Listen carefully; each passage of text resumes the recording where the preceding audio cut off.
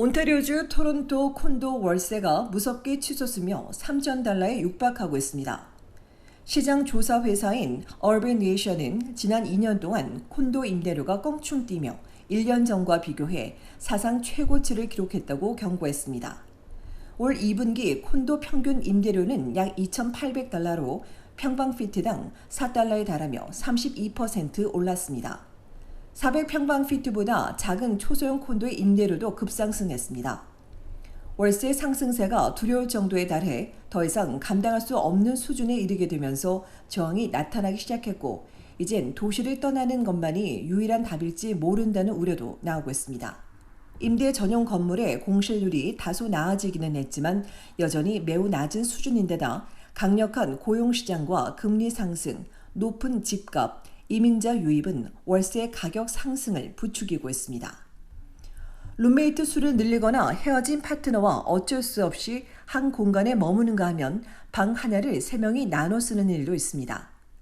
초소형 콘도도 2분기 평균 월세가 2,121달러에 달해 연간 15% 급등했습니다. 더 이상 1,000달러대 콘도를 찾아보기 힘들 정도가 되어버렸습니다. 그래서인지 개발자들이 초소형 콘도에 관심을 두고 있는데, 이는 장기적으로 가족이 살만한 주택 부족으로 이어질 수 있습니다. 월세가 치솟으면서 착한 세입자가 돼야 한다는 조언까지 나오고 있습니다. 세입자가 마음에 들지 않거나 번거롭게 하면 집주인이 여러 이유를 들어 내보낼 수 있고, 또한 모기지 부담에 임대주택을 팔 수도 있어 가능한 집주인과 긍정적인 관계를 유지하라는 겁니다. 관계자들은 지금으로선 월세 가격 인하를 기대하기 어렵다고 지적합니다.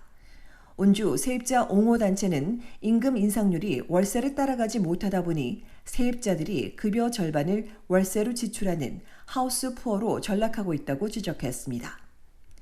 특히 2018년 11월 이후 지어진 콘도의 경우 임대료 통제도 받지 않아 30%까지 올린 사례가 나오면서 세입자들이 위기 수준까지 내몰리고 있습니다.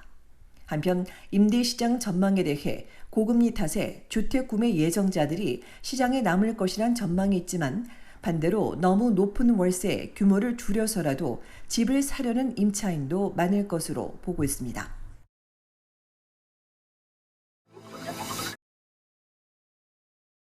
모국을 떠나 타국에 살면서 나이가 들어가면 외로움과 고독감이 더 커지는 것으로 나왔습니다.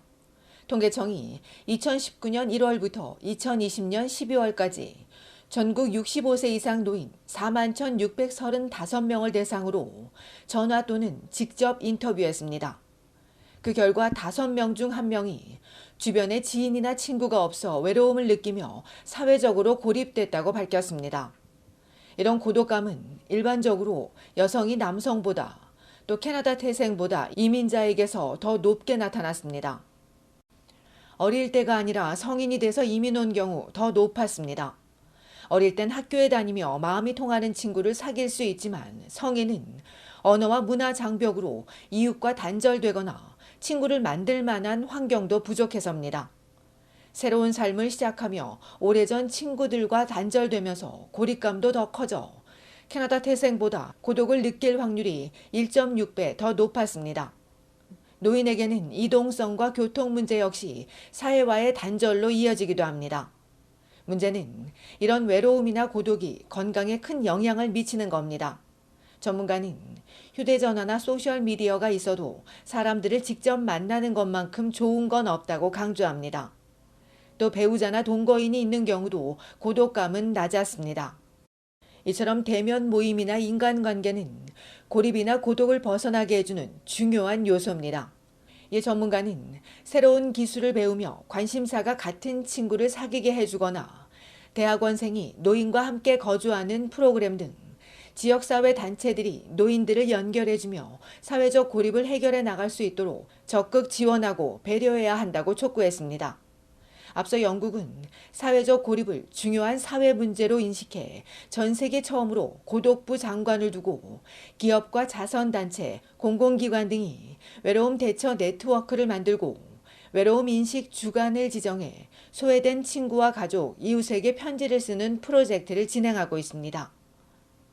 한편 이번 설문에 참여한 대상자 중 이민자 비율은 26%이고 노인의 23%는 이민 온 지 20년이 넘었고 16%는 성인이 돼서 이민 온 것으로 조사됐습니다.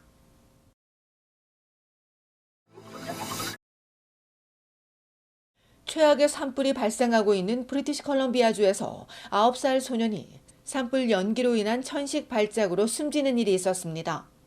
9살 카토그는 지난주 목요일 아침 바깥 공기가 괜찮아지자 워터파크에서 놀고 친구 생일 파티에 참석했는데 그날 저녁 기침을 하기 시작했습니다. 천식 환자용 호흡 보조 도구를 사용했지만 상황이 악화되자 부모가 응급실로 데리고 갔는데 이곳에서 카토군은 끝내 숨졌습니다. 검시관은 카토군의 사인이 산불 연기라고 밝혔습니다.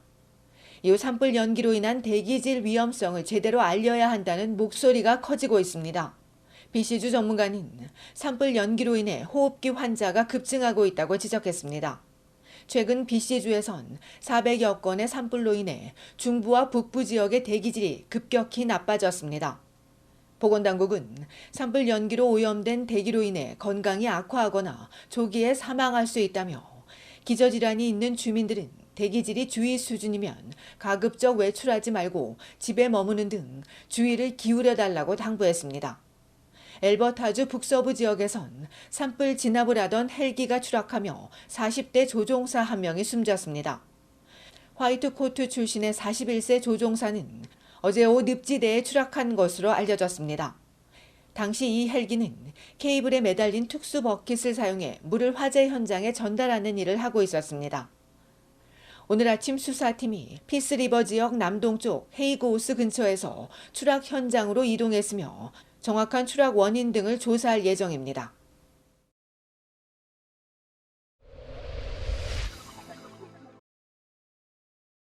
온타리오주 광역 토론토 합동경찰이 화물 컨테이너를 통째로 훔쳐온 일당 15명을 검거했습니다.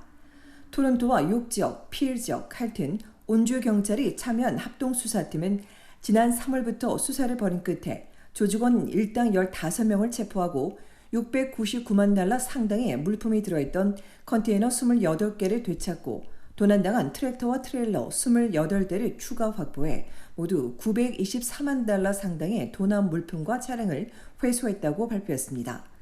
필지역 경찰에 따르면 이들 일당은 매일 5개 주요 고속도로를 통과하는 18억 달러 상당의 다양한 화물과 자동차 등이 실린 컨테이너를 표적으로 조직적으로 절도 행각을 벌였고 이렇게 훔친 화물을 재판매해왔다며 자동차는 물론 ATV나 식품류까지 다양한 화물 컨테이너를 훔쳐왔다고 전했습니다.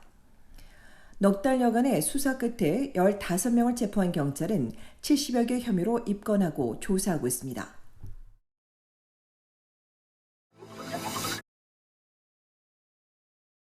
브리티시 콜롬비아주 캡립스 출신의 10대 소녀가 폭포 아래로 추락해 숨지는 사고가 있었습니다. 지난 일요일 오후 6시쯤 레벨스독의 어퍼 에러 레이크 인근 아콜 콜렉스 폭포에서 미끄러운 바위에 발을 헛디뎌 폭포 아래로 추락하고 말았고 소녀의 의붓아버지가 딸을 구하기 위해 폭포에 뛰어들었으나 2명 모두 물 표면 위로 나오지 않았습니다. 이후 신고를 받고 출동한 헬기 수색대가 계부를 건져내 병원으로 이송했고 다행히 생명에 지장이 없는 것으로 알려졌으나 딸은 안타깝게도 추락 다음 날 숨진 채 발견됐습니다.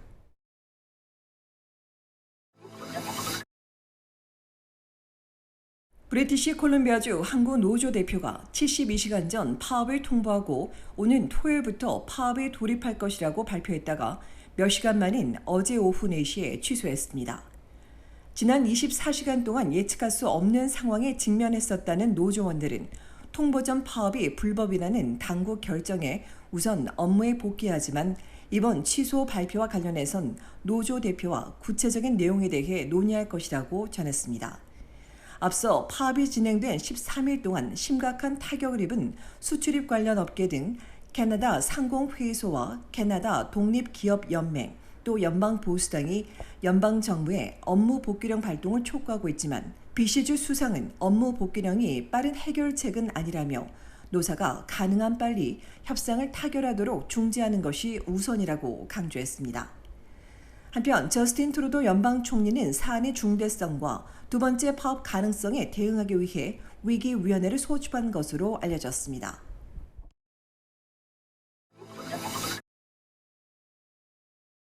인플레이션과 경제적 불확실성으로 인해 자녀의 경제적 미래를 우려하는 부모가 절반이 넘는 것으로 조사됐습니다.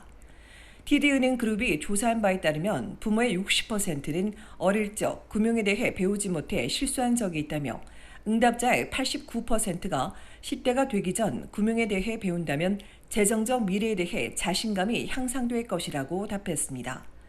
이외 응답자는 예산 책정과 저축을 자녀가 배워야 할 가장 중요한 금융 교육으로 꼽았으며 자녀의 건강한 재정 습관을 구축하기 위해 재정에 대해 가정에서도 논의해야 한다고 답했지만 단 29%만이 지키는 것으로 나왔습니다. 이에 은행은 자녀에게 금융 교육을 시킬 준비는 부족하지만 부모가 자녀에게 돈에 대해 솔직하게 이야기하고 자녀가 필요와 욕구를 구별하도록 도와주는 것이 금융 교육의 첫 걸음이라고 전했습니다.